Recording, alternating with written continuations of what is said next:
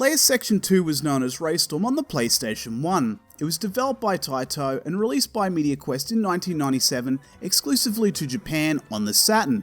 This is the sequel to Rayforce or Layer Section 1 or Galactic Attack depending on the console and region.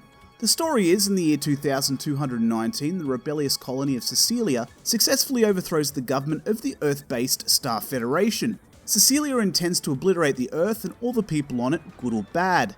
To counter the looming rebel army threat, Earth sends out a covertly developed fighter codenamed the R-Grey in hopes of obliterating Cecilia's base. Presentation of the game is pretty good overall. It's above average in style and very fitting to the rest of the game. It does have a visual theme with colour and font and has stuck to it really well. A lot of people have found that the presentation in this game compared to the original to be a point of contention, but it really worked for me. The graphics have changed considerably since its predecessor. Everything is rendered as 3D models rather than 2D sprites, which gives it a completely different vibe to it. The angle we see the aircraft flying is pretty unique to the game and I enjoyed it. It didn't take away from the gameplay, nor have any adverse outcomes like enemies jumping out of nowhere.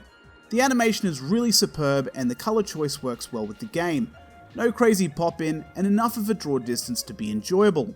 Sound is not too bad, it adds to the game, which is the takeaway here. The sound effects do the job. The gameplay is a laser as a primary attack and missiles to lock onto multiple targets as well as a special. The levels are well designed, the enemies are placed in a well thought out configuration, and most importantly, it's fun. Replayability is 8 stages, normal mode, attack mode, and a 2-player. The game itself is quite short, which is disappointing, but it's brutally difficult, which draws out the longevity. Would I recommend this game? You bet your left nut I would. It's an essential shoot 'em up for the console, and it doesn't get nearly enough coverage.